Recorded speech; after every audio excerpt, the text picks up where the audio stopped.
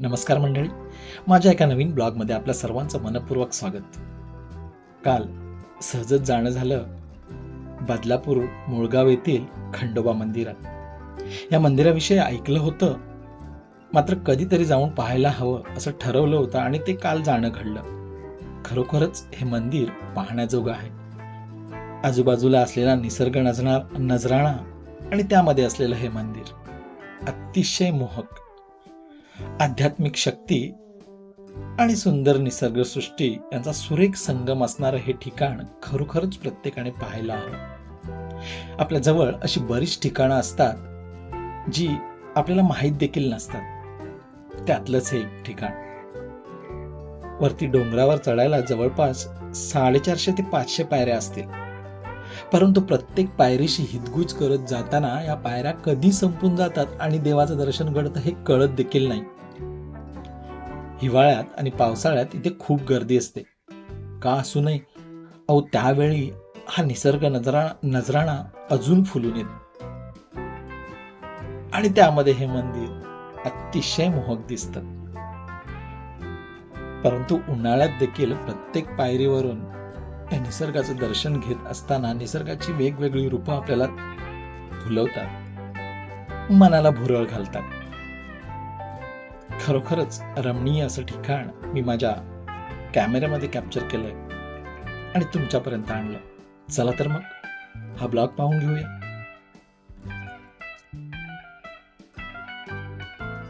बदलापूरमधील प्रसिद्ध देवस्थान म्हणजे मुळगावचं खंडोबा मंदिर देवस्थान. हिरवळ रानात निसर्गाच्या कुशीत अगदी मन मोहून टाकणारं स्थळ.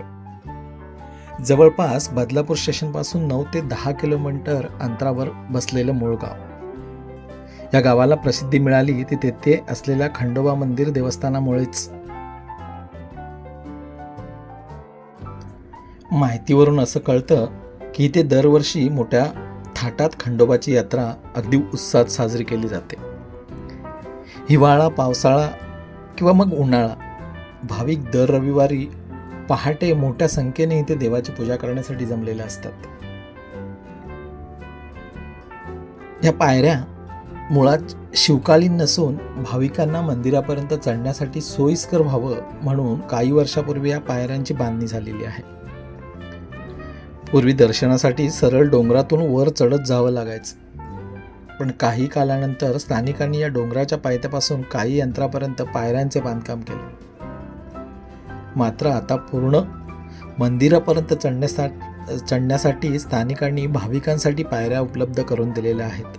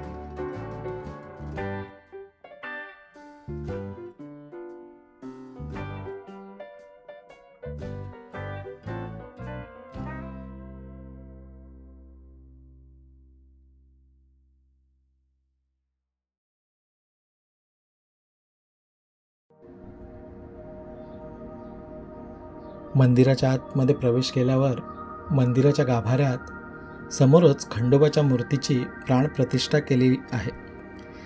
त्याच ठिकाणी श्री खंडोबा, मालसा आणि बाणू अशी 3 शिवलिंगे बघायला मिळतील.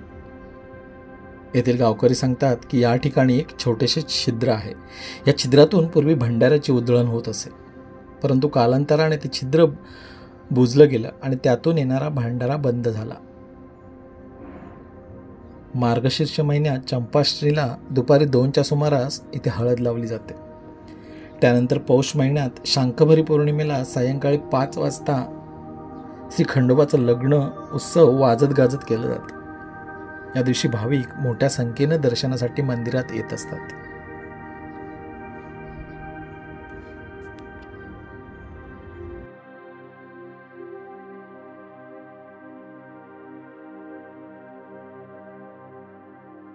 अगदी मुंबईपासून जवळच असलेलं आणि कदाचित आपल्याला माहीत नसलेलं हे ठिकाण कसं वाटलं हे कॉमेंट्समध्ये जरूर सांगा.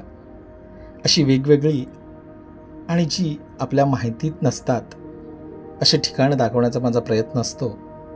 त्यापैकीच हे एक मंदिर.